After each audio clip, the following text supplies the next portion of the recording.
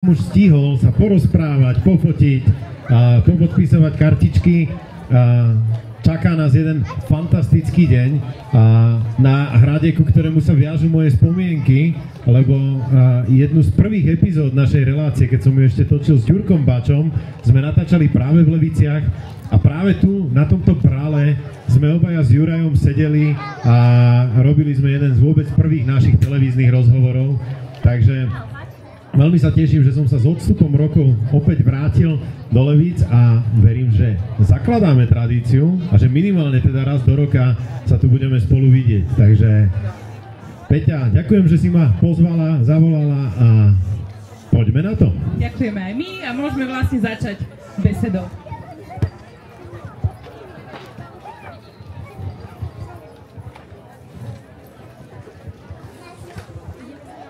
Takže myslím si, že Juraja nemusím asi nikomu predstavovať, poznáte ho z televízie, poznáte ho, vlastne Juraj, ty si vydal aj knihu.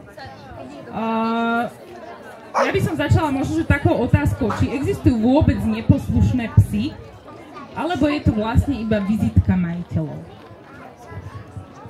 Pes sa v každej jednej situácii správa presne tak, ako pokladá za najlepšie. To znamená, to keď my máme psíka a tvrdíme o ňom, že je neposlušný, je len následkom toho, že sme mu buď dobre nevysvetlili, ako sa má správať, alebo sme ho na to nepripravili, alebo niekedy v ďalekej minulosti vlastne ten náš psík sa naučil, že mám sa v tejto situácii správať takto a on nám nikdy nebude robiť napriek, nikdy nebude robiť zle. Práve naopak, on v každom jednom momente chce spraviť to najlepšie, najlogickejšie, najprirodzenejšie, čo môže. Takže aj preto možno aj ten názov našej relácie Neposlušný je taký trošička dvojzmyselný v tom zmysle, že on vlastne každý ten pes je poslušný a neposlušnými ho robíme len my ľudia. Takže v podstate dá sa povedať, že každý jeden pes sa dá vycvičiť, ale existujú aj nejaké výnimky? Vycvičiť sa určite, že dá každý jeden pes. Vycvičiť sa dá nielen pes, vycvičiť sa dá aj každé jedno zviera na tejto planéte. A moje také hobby alebo koníček, ktorý mám rád, je, že chodím cvičiť dosť zvláštne zvieratá. Najčastejšie do zoologických záhrad, z takých populárnych spomeniem slona, tigra, dikopraza a tak podobne. Ale medzi iným som cvičil aj zvláštne zvieratko a to bola perlorodka. To je vlastne len mušla, jeden sval, ktorý sa vie iba otvoriť a zatvoriť a nič viac a aj to sa dá vycvičiť. Podarilo sa nám na povel, aby sa otvorila a na ďalšie, aby sa zatvorila. Čiže trénovať sa dá. Čo je oveľa zložitejšie pri psoch ako výcvik, je výchova. Naučiť teda, povedzme si možno aký je rozdiel medzi výcvikom a výchovou. Výcvik je všetko to, čo sa deje na povel. To znamená, keď poviem psovi sadni, on si má sadnúť, keď mu poviem láhni, má si láhnuť, ku mne má prísť. Toto je tá naozaj jednoduchá časť. Ale výchova je všetko to, čo sa deje bez povelu. Čiže to je vlastné správanie psa. A to, ako sa váš pes správa sám od seba, to je ten dôležitý moment, ktorý chcete vlastne od začiatku naučiť. Videl som tu mnohých psov, ktorí tu fungujú úplne na voľno. To je paráda. Presne tak má vyzerať vychovaný pes. A potom som tu videl psíkov, ktorí sú naozaj na tom vodítku a ešte aj na tom vodítku sa trápia a oni možno aj vedia sadni, lahni celkom dobre, ale trošku tam zase absentuje tá výchovná časť. Čiže výchova je náročnejšia, ale to dokonalé, k čomu sa nikdy nedostaneme, ale zároveň k tomu chceme všetci smerovať, je mať aj vychovaného, aj vycvičeného psa. A to je tá mýtická predstava niekde na konci. Takže v podstate je to možné. Je to možné, áno. Ktorý mýtus o výcviku počúvaš najčastejšie? A toto je moja obľúbená otázka, mám na ňu obľúbenú odpoveď. A tá obľúbená odpoveď je, že starého psa novým kúskom nenaučíš. Toto je naozaj jedna veľká fáma, ktorá vôbec nie je založená na pravde. A je za tým možno ale kúsok nejakej takej naozaj že zložitej myšlienky. Teraz možno mnohých z vás prekvapím, ale každý pes, nezávisle od veku, sa učí rovnakou rýchlosťou. Či to je 3-mesačné štenia, či to je 2-ročný mladý pes, alebo je to 15-ročný senior. To, čo je náročné, je, že čím je psík starší, tým má viacej zaužívaných stereotypov správania v určitých situáciách a ja keď chcem zmeniť tú situáciu povelom a chcem ho naučiť niečo nové, tak mnohokrát musím bojovať s niečím, čo on mal zaužívané. Čiže toto je to, čo ako keby robí ten výcvik trošku zložitejší. Ale ten proces učenia je rovnako rýchly, akurát to odnaučanie môže trošku trvať. Ale už som trénoval, najstaršieho psa, čo som trénoval, mal 18 rokov a podarilo sa. Wow. Čo je úplne prvé, taký ten základ, ktorý by mal vlastne nový psíčkar psa naučiť? Čo by mal vlastne ako prvú vec naučiť toho psa podľa teba?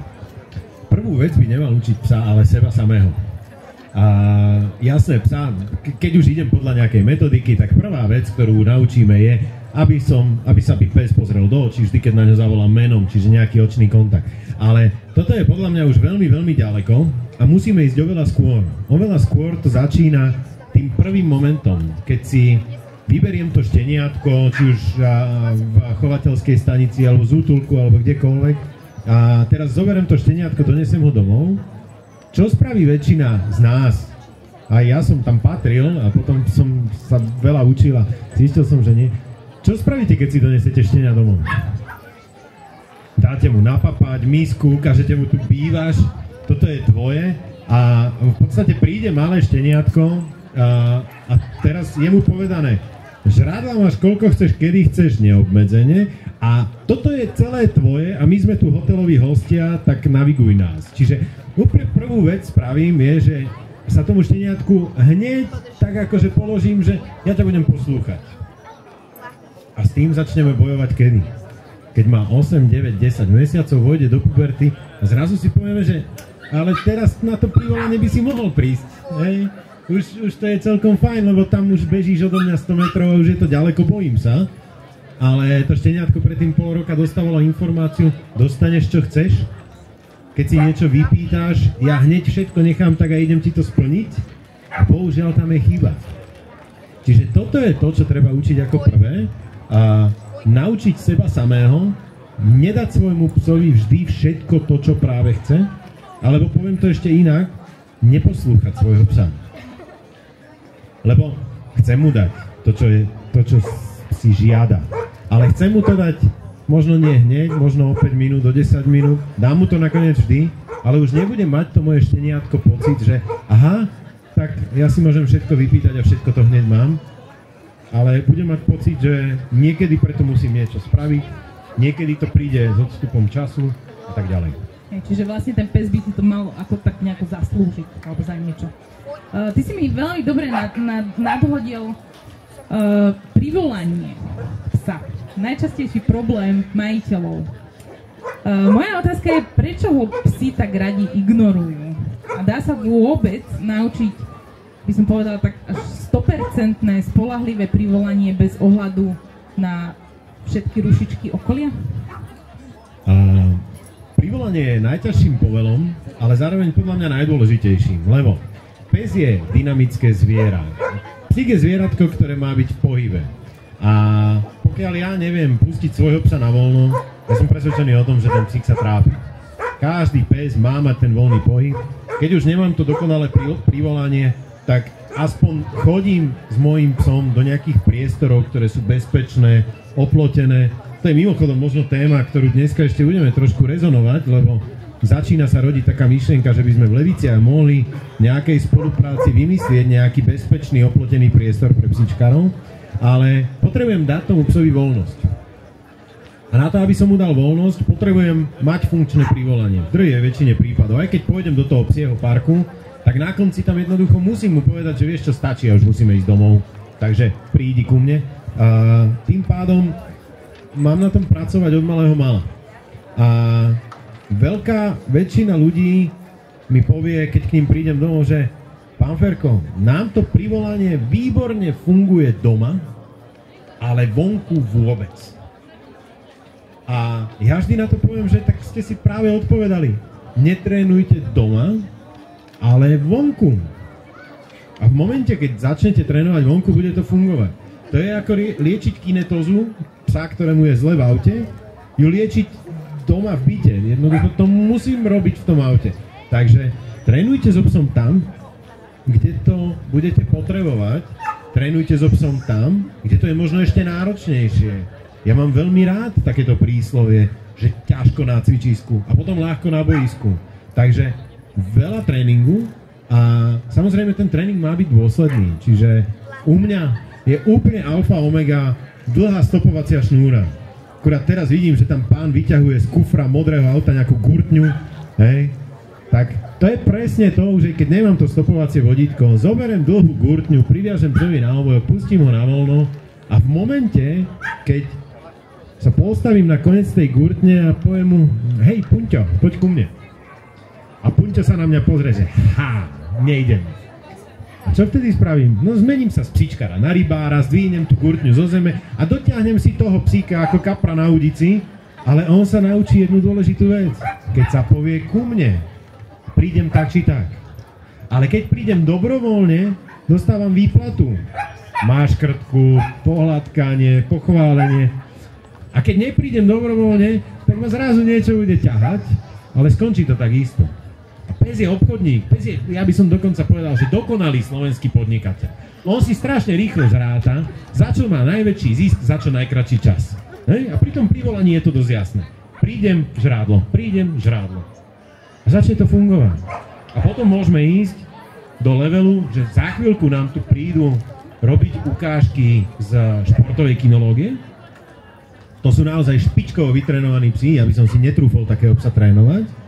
Ale poznám veľa športových kinológov, ktorí majú naozaj natvrdo zakódované, že každé jedno štenia sa nejaké obdobie väčšinou od 9. do 15. mesiaca veku na pravidelnej báze nekrmí z misky, ale krmí sa iba za privolanie. To znamená, že nedostane doma misku na zlatom podnosi, nech sa páči papaj. Ale ak sa chceš napapať, musíš 30-40 krát denne prísť ku mne. A keď neprídeš, tak nežereš. Je to tvrdé? Je. Ale máme psa, predátora, mäsožravca. Takže treba ísť touto cestou. Oplatí sa mu to, jasné. Ďalšia moja otázka sa týka agresie u psov. Je to podľa teba vždy teda problém výchovy, alebo to môže mať teoreticky psík aj v povahe? V povahe ako takej nie. Určite nie. Ani nejako geneticky zakodované. A realita je, že agresivita je dosť zložitý pojem. Veľa ľudí si ho vykladá náročne. Ja som si ešte netrúfol to napísať ani do jednej knižky, ale skúsim ísť na toto, že agresívne prejavy správania sú veľmi prirodzené pri love. To znamená zabezpečovaní potravy. Ale tým, že máme psov domestifikovaných, tak zabezpečovanie potravy vlastne je na nás, na našich pleciach. Tým pádom pes agresívne správanie stráca postupom času. Druhá možnosť agresívneho správania je pri obrane. A obrana je v drvivej väčšine prípadov vyvolaná tým, že sa pes cíti neisto, v nebezpečí, alebo je v nejakom ohrození života, zdravia a tak podobne. Čiže pokiaľ psa do tejto situácie ja nedostávam, tak jemu sa to správanie v tej hlave neaktivuje len tak samé od seba.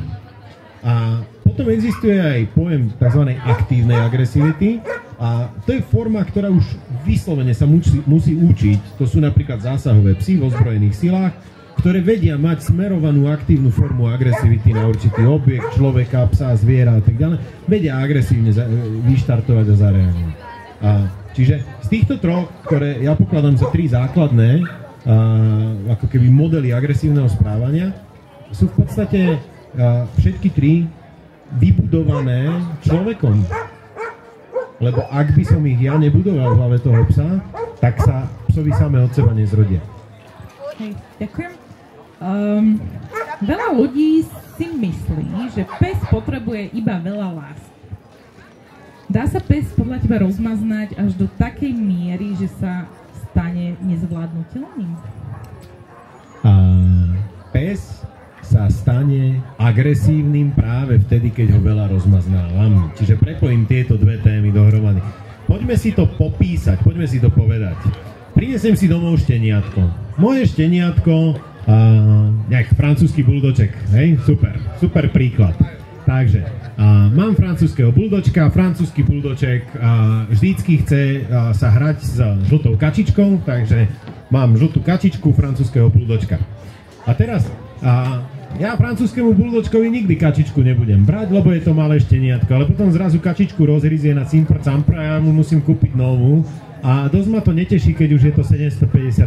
kačička. Tak mu poviem, že milý môj zlatý, nerozhrízaj tú kačičku a zoberem mu ju. A čo sa vtedy stane? Spraví, že hej. A ja poviem, no dobre, tak si nechaj kačičku, fajn, ne? A chvíľu mi to bude fungovať a hlavne to bude fungovať jemu. Zavrčí, má kačičku. Zavrčí, nechám mu tú topánku, ktorú žere. Zavrčí, ešte niečo. Potom si poviem, že ale teraz mi žerie naozaj tie nové super lodičky, ktoré mám na vystúpenie. A tie aj cez to vrčanie mu zoberiem.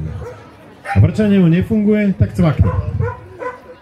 A ja to pustím a on to nechá tak. Potom cvaknutie nebude fungovať, tak zahryzne poriadne. Potom začne trhať. Potom začne rozmýšľať, kde zahryzne.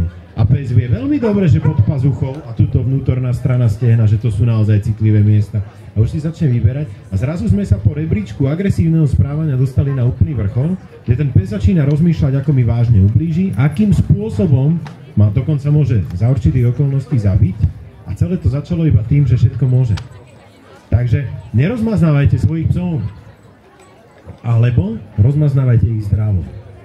Zdravo znamená, že všetko má mať svoje pravidlá, ale v rámci tých pravidiel má byť naozaj aj to, že len tak, moja dcéra 14-ročná pubertálna hovorí, že len tak chillujeme. Tak len tak so svojím psom chillujte.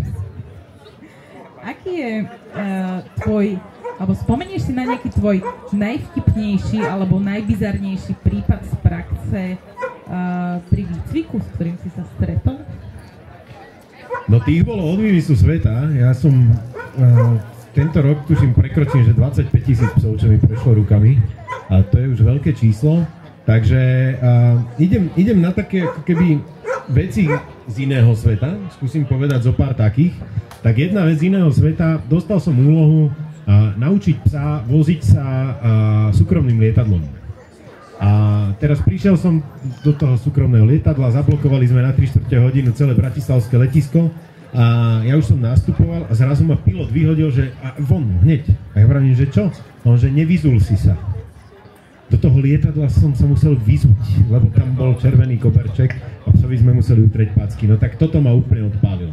Čiže to je taká akože z iného sveta. Potom jedna krásna kombinácia sa mi udiala a tá vlastne hovorí o tom, čo je moja robota. Prišiel som ku klientovi, ktorý ma zavolal, že jeho pes je veľmi ostrý na robotníkov, ktorí mu chodia robiť na farmu. A teraz vás možno zaskočím, ale bola to brazílska fila, obrovské zviera, zavreté vo voliere a začal ten pes aj na mňa zúriť a ja hovorím, že teda čo s ním robíte? A on, že však ukážem. A chlap zobral oceľovú lopatu a tresol psovi po hlave. A mňa to úplne vydesilo. A tak hľadal som cesty, ako toto zredukovať u toho pána, nech nebije svojho psa lopatou, ale zároveň, aby to fungovalo. A 3 dní na to ma zavolala pani, že jej psík ťahá. Že má dalmatína, flakatého, hnedobodkovaného, že ťahá. A stretli sme sa na ulici a ja hovorím, tak dajte mi vodítko. Pani mi dala vodítko, pes ma potiahol, ja som potiahol naspäť a pani ma vyhodila, že vy mi nebudete týrať psa.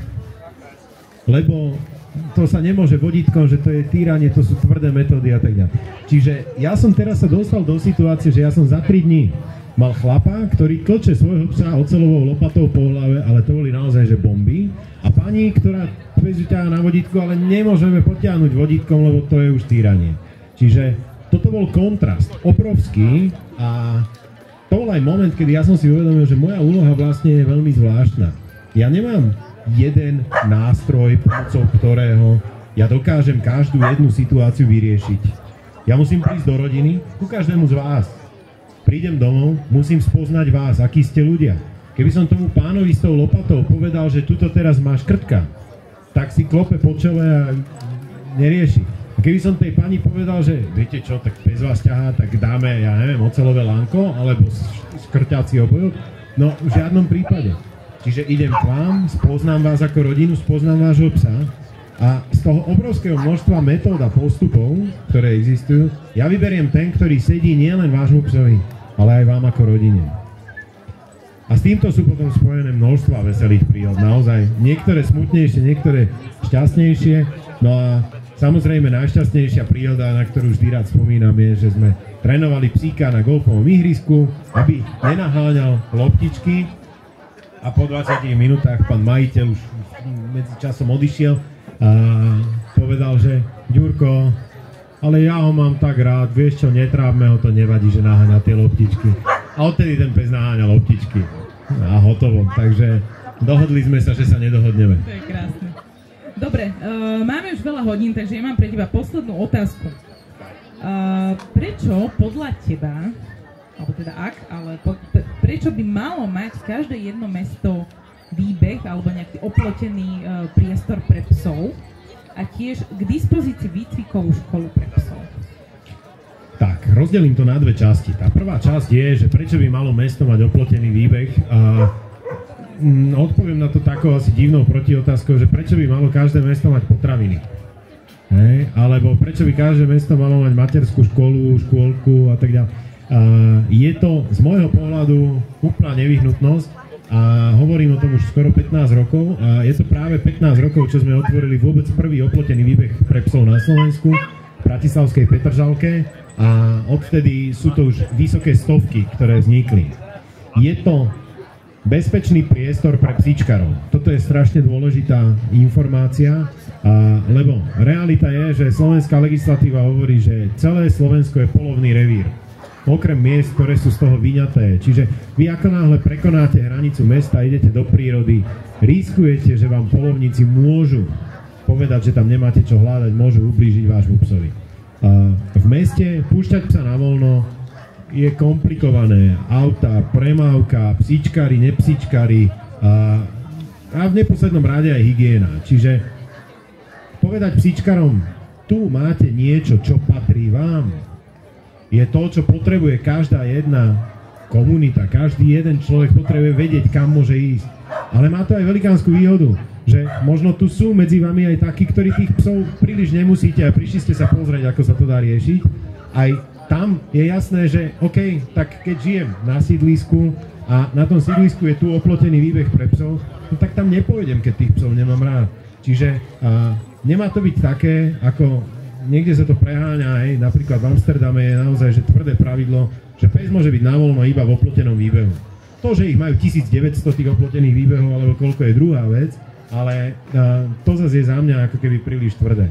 Ale nepsíčkár nepôjde tam, kde je to psíčkarské a keď ja potom na vedľajšiu luku dám zákaz vstupu so psom, tak je to krásne tolerovateľné.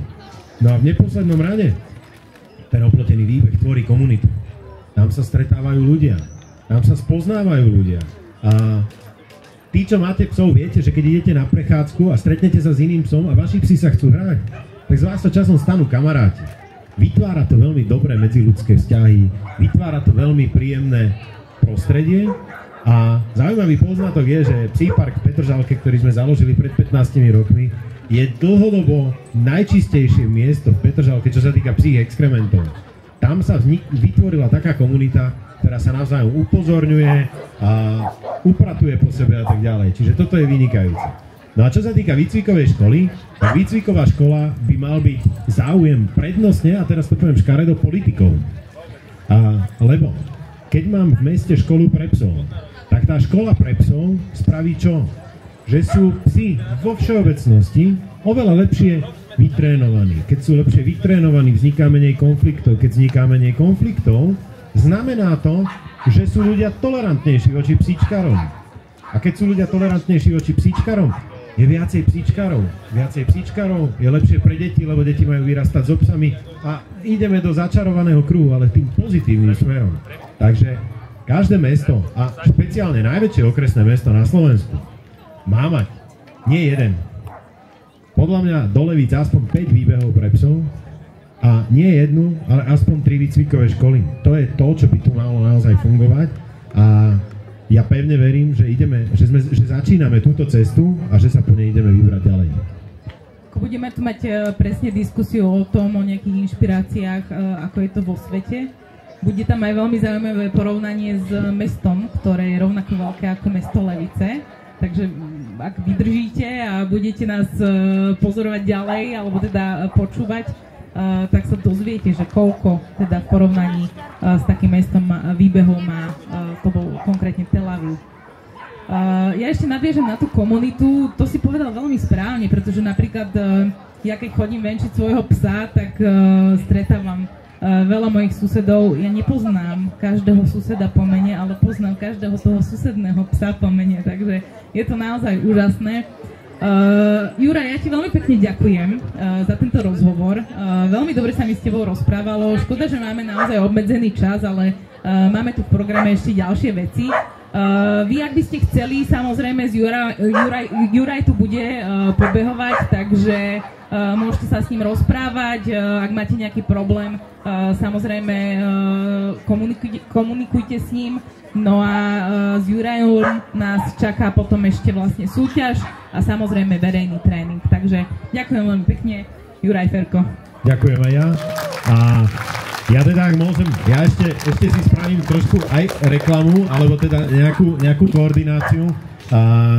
Ja som človek, ktorý sa živí hlasom. To znamená, že moje hlasivky občas potrebujú trošku pauzu, takže ja teraz 20 minút nebudem rozprávať, pôjdem si dať kovču, čiže keď ma oslovíte, ja sa na vás usmejem, zakývam, ale nebudem s vami hovoriť, aby som vydržal dnes hovoriť až do tej 7. večer, lebo ja tu budem zhruba do 7. Takže tí z vás, ktorí budú chcieť, tak o 3/4 pod tým oranžovým stánkom budem ďalej pokračovať v tom, že mám nachystané nejaké knížky,